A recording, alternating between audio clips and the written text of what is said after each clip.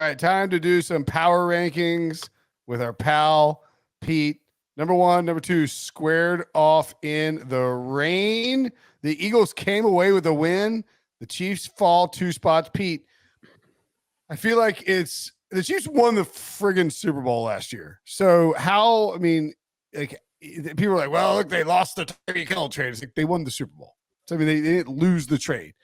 But when you see Marquez Valdes-Scantling drop a ball like he dropped, and you know that Tyreek Hill would have reeled that in, would have won the game, and Travis Kelce had some bad drops and had that horrible fumble in the red zone. Mahomes had a bad pick. I mean, what is your level of concern with the Chiefs? And not in terms of like, are they good? Just like level of concern for winning the Super Bowl, because ultimately like anything else is a bust of a season for the Chiefs. Well, they won the Super Bowl last year without a bunch of guys. That's what I just said. I mean, come on. They had Juju. And you know what? Brady got all mad at me. Brady Quinn got all mad at me. I said the throw could have been a little bit better. That was crazy. I heard you say that. Stop. That's true. It's a 60-yard handoff. Hit him right in both hands. But he's not in stride. He's like kind of like leaning out to catch it. Let me ask you this. It was raining, and he threw the ball 60 yards in the air. What do you love Mahomes. You guys know how I feel about Mahomes. He could have put it here. He put it out here. Let me ask you this. If it was a sunny day, I give you that, but not with a wet football on a rainy night. What's Marquez Valdes-Scantling's job title? Receiver. Okay. I was just checking. So he's pass catcher. I love Breach. Breach is giving a pass to Mahomes because it's a wet day, but you're not giving him a pass for catching it because it's a wet day. Hit him in both hands. Fair point. It wasn't in stride. It wasn't in stride. You see the tweet? You've seen Mahomes make better throws than that. He made a better throw to Watson on the sideline earlier in the game. That was a better throw. And then, by the way, Watson should have caught that ball in the 4th and 23 or whatever. Yeah. That ball hit him. I mean, it was a tough catch, but he should have caught it. Everybody's blaming Valdes-Scantling. Blame Kelce. He fumbled inside the 10. Yeah. Justin Mahomes, if you want to yell at Mahomes for something, he threw an interception inside the 15-yard line.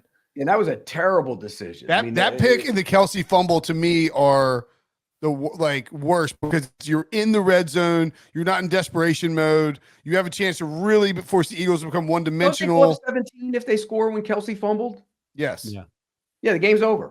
It's done. Yeah, but the next drive, Justin Watson drops a 3rd down, and then he's on punt coverage, and he doesn't even see the ball hit the 1-yard line, and it breaches the special teams coach. He's going to kick him into the. To answer your question, the schedule is so favorable for them the rest of the way. Oh, he's scared. Gotcha. You got hit. Got him. He just got scared by Michael Myers. He froze. No, I didn't. I hit him in the mouth. Flinched. Whoever that is, he got hit in the mouth. I bet that's Jack. That feels like I hit him in the mouth. You flinched though. You look scared. No, now anybody who's listening to the audio version has to watch YouTube to see Michael Myers attack Pete with a machete. At the 27th minute of the podcast. I hit him in the mouth. I didn't get the hit in the mouth part, but I got the rest of it. I did hit him in the mouth. I feel bad. Did you guys feel like Travis Kelce had kind of like negative body language last? I know that is weird. By the way, if Pete gets an HR violation for hitting Michael Myers in the mouth, I'm gonna die. I did hit him. Hey, it's a reaction. I went like that. Somebody comes at me with a blade, I'm hitting them. Kelce looked like he couldn't believe Taylor Swift didn't come to the game. Honestly, I mean, what about this? Why has this team only scored 1 touchdown in the 4th quarter all season? They're the lowest scoring team in the league in the second half. Worse than the Giants and the Jets. You know what my theory is? If you have a ball-headed guy calling plays with a beard, you are doomed. And the Steelers finally cut ties with Matt Canada, but Matt Nagy's over there dialing up plays last night, and it just wasn't working. And that's my theory. If they score when Kelce fumbles, or the red zone when Mahomes, nobody says a word about the offense. And let's not let Andy Reid off the hook. This is a guy who called for a punt from the Eagles 39-yard line on 4th and 4. What? Down 3 points, or they were up 3 points, right? Up 17-14. Yeah, they were up 3 points, and because that was the kick that Ryan was talking about that would have landed at the 1, but Watson didn't notice it and went in the end zone. 19 yards. 19 yards of field position for nothing.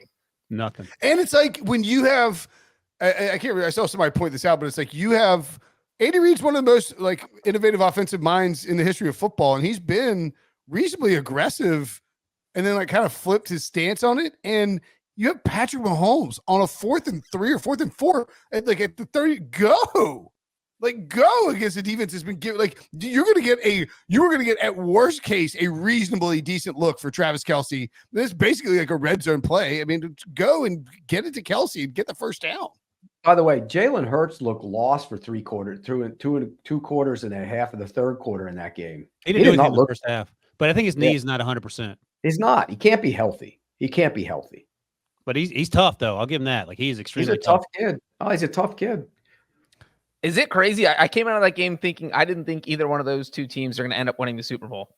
I'm okay with that. I don't think you're crazy either. Look, last year, and I said this today earlier when we were on HQ, told Brady this. I said, the Vikings won all those close games last year, went to the postseason. Everybody said, oh, they're a fraud. Well, the Eagles are winning all close games. Are they a fraud? I mean, every game is a one-score game almost. Well, isn't it? This is kind of a weird stat, but it was like, wow, Chiefs games with 0 second half points with Patrick Mahomes. First 101 starts, 2 of them. Last 3 starts, 3 of them. That is wild. That includes the playoffs, by the way. But the stat, it was like, of the teams that have started 9-1 or better 2 years in a row, or only lost 1 of their first 10 games, the first like back-to-back years. It's like the other 2 teams won a Super Bowl in one of those 2 years. I think it was the Broncos, and it was Shanahan's Broncos, Elway's Broncos, and here we go. Lovely. Thanks, Harry. The Colts in 05 and 06, they won the Super Bowl the second year. Broncos, of course, won the Super Bowl in 99, and now the Eagles. So the only team not to do it was the Bills in 90 and 91, and they went to the Super Bowl both of those years. So history tells us that the Eagles should get to the Super Bowl. They shouldn't. They should not have beaten the Cowboys. The Cowboys outplayed them that day. Should have won the game. Shouldn't have beat the Chiefs last night, frankly. Right. They don't. The Eagles don't look right to me. But they keep winning. But they don't look. The corners aren't playing well at all. You saw that. Those 2 guys have had issues all year. Bradbury and Slay. Blankenship and Byard played well. Both of them played well. I agree. Blankenship's a good player. Nobody even talks about him. He's the only person that could tackle Pacheco. He was coming downhill like he was shot out of a cannon. And then, where was Jalen Carter last night? He barely did anything. He almost intercepted a spiked pass. What do you want, Briscoe? Where was he playing real football? That was a joke.